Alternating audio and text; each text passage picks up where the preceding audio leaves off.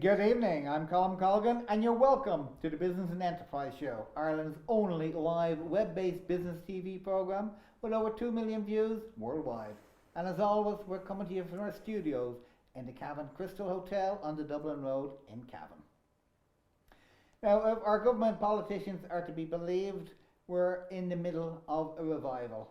And I suppose a good sign of that revival is an increase in car sales. We're told it's the best year since 2008 for car sales, certainly countrywide. But to get a closer view, my guest tonight is Tom Brady of Bradys in Cavan, which we're going to discuss his garage and the motor industry in general. Tom, you're very welcome. Evening, Colm. Thanks for the invite. Good to have you here. Before we start about the business and before we start about cars in general, tell us a little bit about Tom Brady. Tom Brady. I'm a Killygarry man, currently exiled in Drummondley, so I'm not going too far away. Married, one new arrival. Only recently, if I'm not mistaken? Yeah, crikey, I know we were saying earlier I'm not getting much sleep.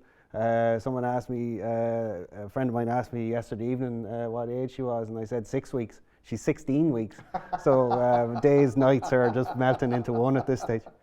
Yeah. And you've always been involved in the car business. Of course, it was a family business. Yeah. You may not formally have kind of joined it until relatively recently, the past 15 years, I think you were saying. But I'm sure even as a kid, you were involved in washing cars on a Saturday, or.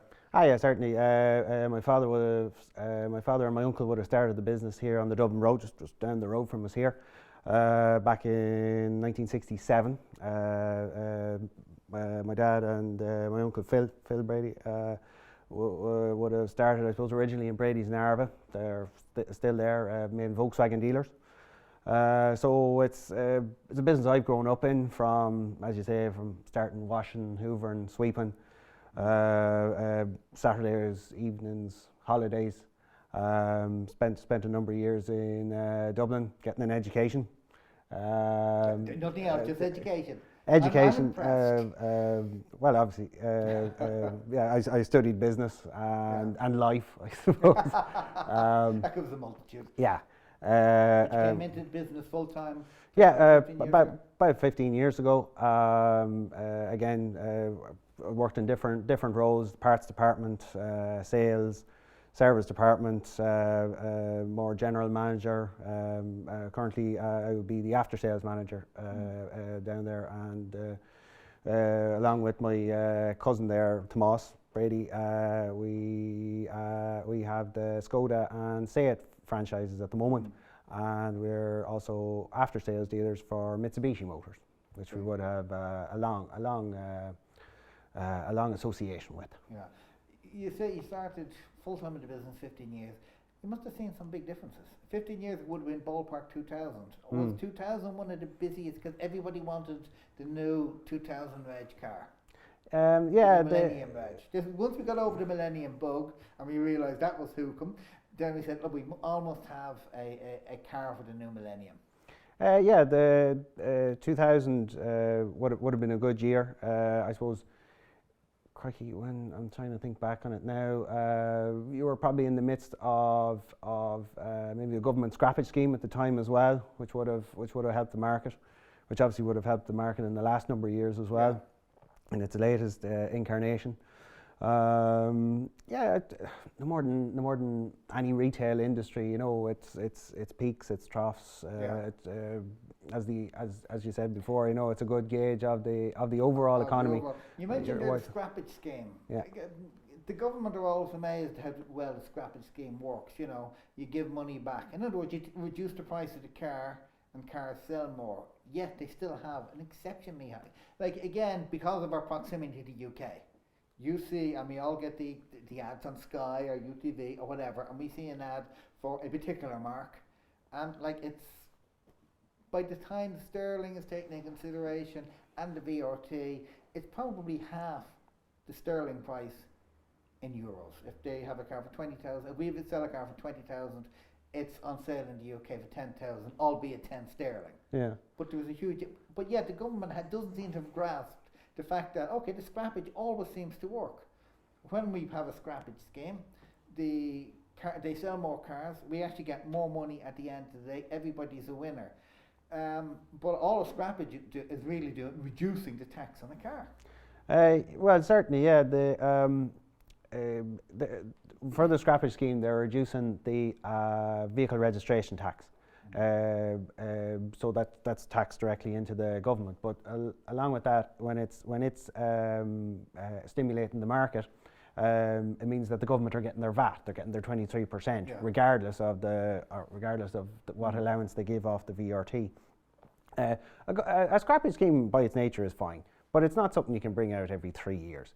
It's once every 10 years, maybe. You know, like you have to allow the car park to age. You have to allow maybe the older cars to go through the system. Yeah. So you know, certainly have cars to scrappage. Exactly. Yeah. So and probably over time, its effectiveness will. Each time it'll be done, it'll be less and less effective. But certainly, you know, it's certainly a tool that the motor industry and the government have in their armour for helping out the market. I suppose, yeah. In regards to the exchange rate, it's a two-way street. You know, if the rate is advantageous, as in the last number of years, maybe when the market here was quiet and there was a shortage of quality used cars or fresh second-hand vehicles, we were able to go over, source the right kind of cars that people were looking for, bring them in, prepare them, and sell them. But at the same time as well, like when the rate is advantageous the other way, we would have customers maybe coming from Northern Ireland inquiring from the UK about purchasing their car here and bringing it back. Now it's not there is barriers there, including say the fact that all our cars are based in kilometres, whereas you know in the UK they need mileage clocks. But it's it'll work in your favour sometimes. It'll work against you other times. And of course, if somebody's getting a good deal of a car, they're not going to be too worried about the kilometres. In the same way that there's still novel little clocks in Ireland that still say miles, and the kilometres in the tiny bit. Just as long as when you're going to register your car, when you're going to maybe get it MOT'd or NCT'd, you know, you have to have your T's crossed and your I's dotted. Especially, you know, like if you're going to be able to sell a product, you want to be able to stand over it. You want to be able to ensure that there won't be an issue down the road with something as simple as a piece of paperwork. Yeah, the NCT, I suppose that has been a two-edged sword. It has increased the quality of cars that are on the road. It has taken some that were death traps off it. But I suppose one of the kind of things people complain about the NCT is the pettiness of some of the rules. Have you found that? You know, I've heard cars, but I'm sorry, your indicator's not orange enough. Something like that. An indicator bulb. It's a poor quality.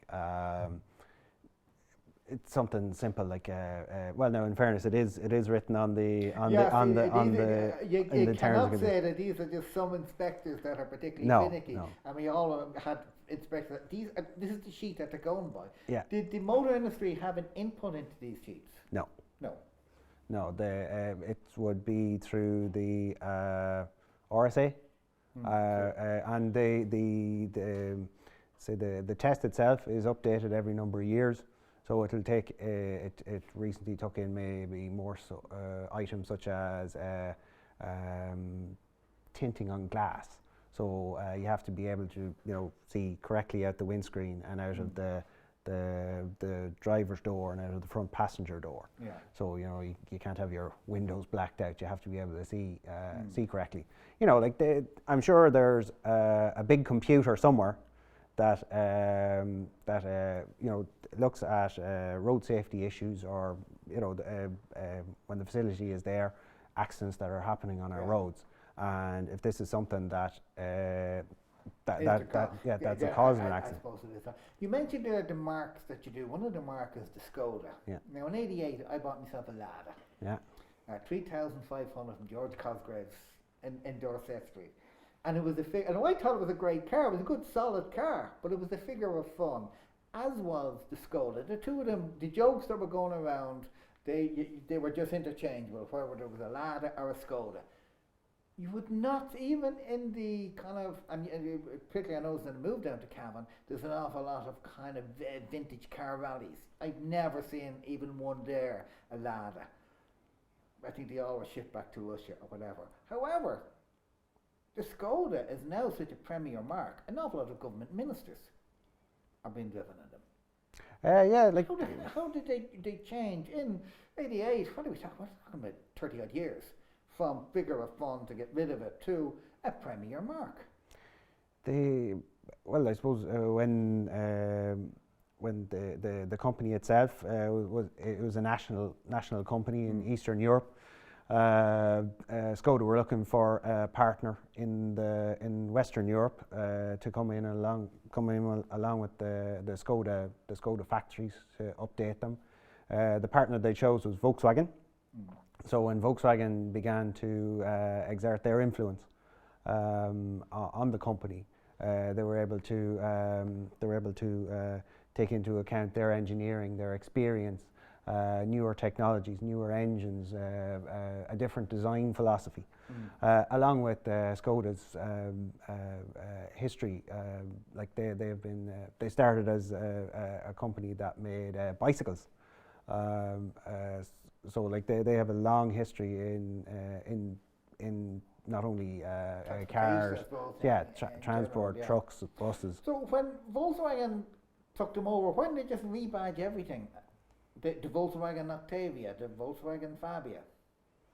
I suppose Volkswagen themselves, they were looking for opportunities probably in Eastern Europe, not only probably for the kind of the factories Skoda would have had, but they wanted to break into the Eastern European market. Skoda would have been a strong brand. Skoda, Czechoslovakian was it initially? Czech Republic, yeah. So the Sorry, I'm showing me age here. Czechoslovakia. People are looking up atlases. Never heard of it. Place, Never heard of it. He's older than he looks. So I'm sure, yeah, Volkswagen probably they were looking at this and looking at the way Eastern Europe were opening up, and the likes of Skoda would have had a network out there already. So it was something that they were able to tap into. Yeah. Volkswagen now own Skoda 100%. Along with say Volkswagen Vans, Audi, Seat, another brand that we represent. So they're a huge worldwide. Brady's Arbor, they're the Volkswagen, aren't they? Yeah. So kind of the Bradys have the Volkswagen group sewn up in Cavan, basically. Ah, well, we're on our way anyway. But am I right in saying that Skoda is now well, I won't say because it is premier brand, but it goes right down to the bottom. It has some economical, smaller mini cars. Ah, yeah, like the something for everybody. The brand itself was the model range that they had was small. I suppose they might have had 2-3 products, whereas now they've got 10 models starting from your city car, town car, all the way up to the luxury brand, the new Skoda Superb. Yeah. You know, they've just launched that in the last number of months, and it's like superb. As the name says,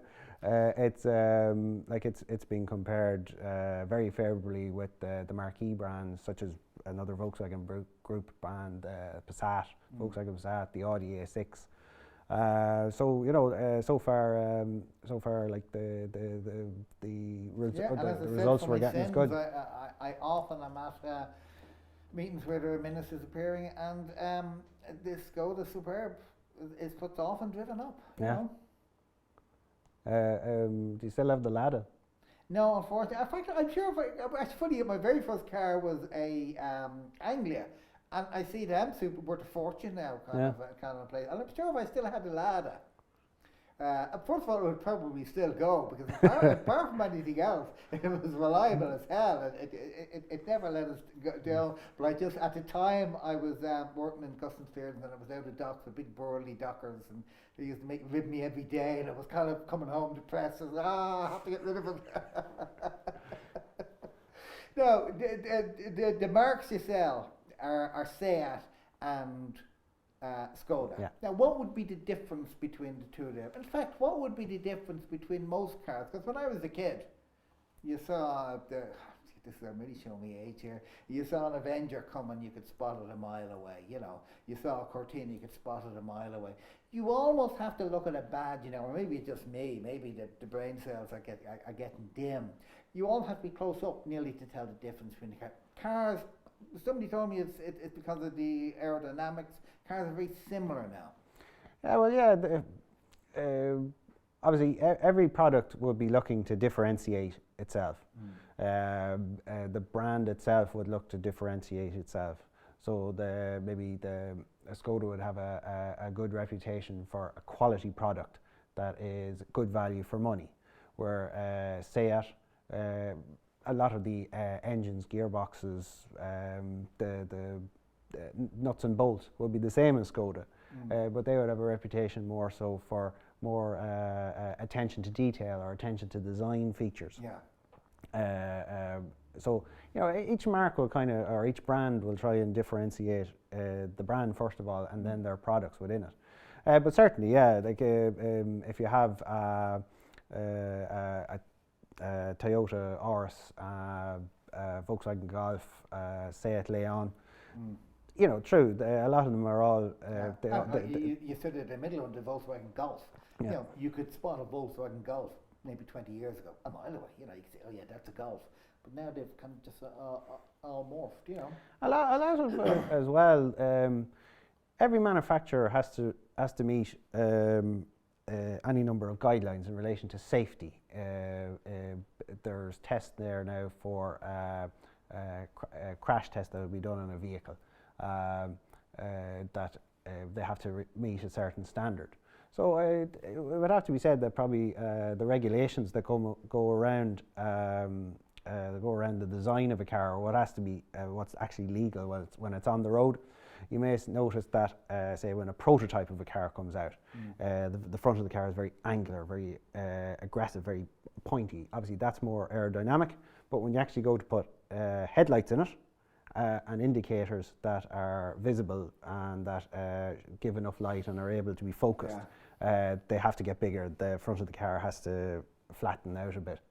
And as well, bureaucrats are ruining everything.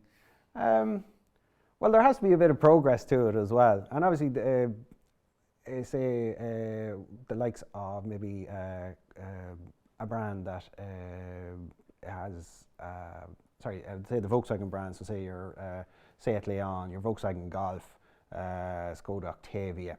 If they're all built on the same floor pan, obviously that's a cost saving. They try to differentiate the models around that and around the brand. But again, the underpinnings of it are the same, and obviously that's a cost that's cost effective for the bigger companies. Yeah. Now, you obviously sell a lot of new cars, and I suppose 90% of new cars that you sell, you've taken in a second-hand car. Is the market strong for second-hand cars? Are people looking, because relatively speaking, vehicles are cheaper than they were compared to what we had in our pockets maybe 15, 20 years ago? The way the market is at the minute, Colm, and I suppose we might be different maybe to other garages, but if we're selling 10 new vehicles, we would probably only take in 3 trade-ins that we would be preparing. Would you? Yeah, that we would be preparing and putting on our forecourt for sale. That might be a symptom of the last number of years, maybe people mightn't have changed their car. So maybe the last time they changed their car might have been 2007, 2008 maybe. So the car they're coming in to trade in today is of lower value. They're possibly thinking, well, maybe this is a car we'll keep around the house, we'll keep for the kids when they're learning how to drive.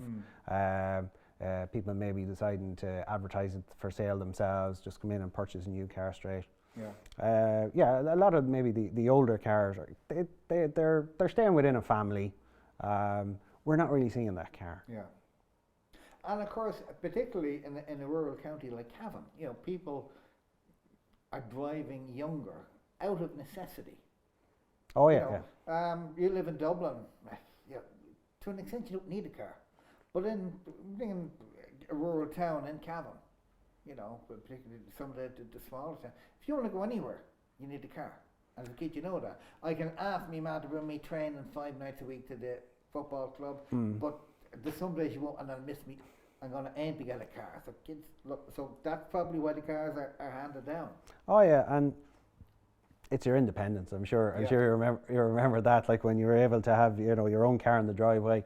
You were able to go where you'd go to training, or you were able to go where you wanted at the weekends. It was a rite of passage. A rite of passage, a badge of honour. And but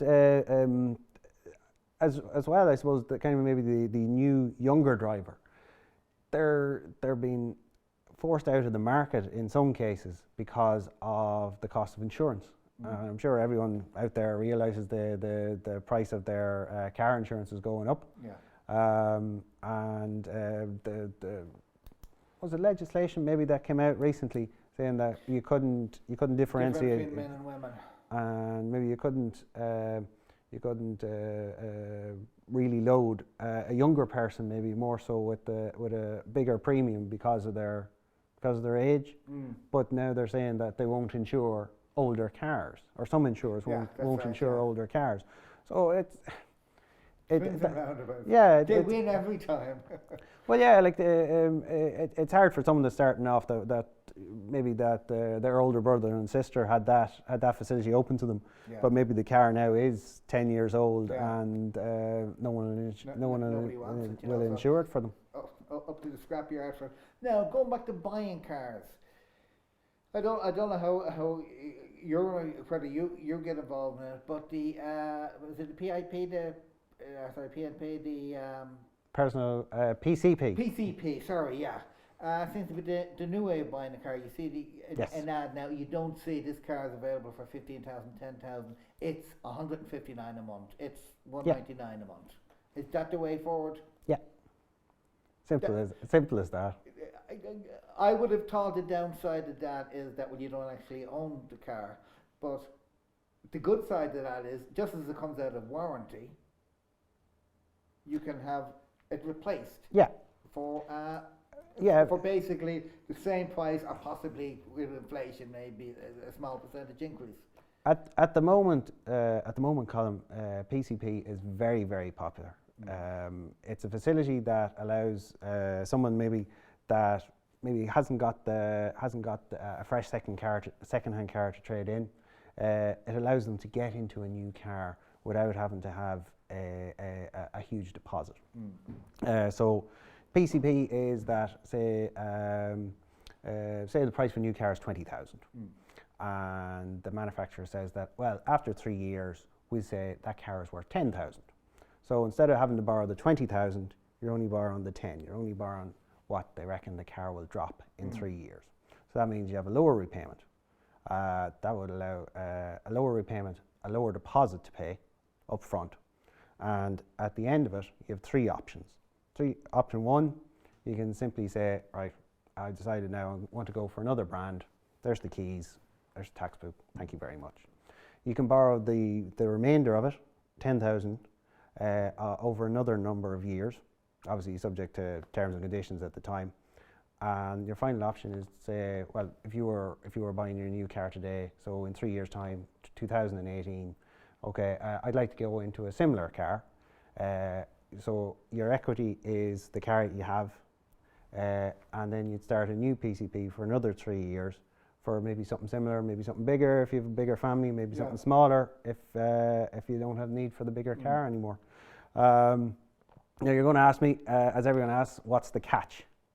The catch is probably the issue at the moment, because the market is, all the distributors, all the brands are trying to increase the market.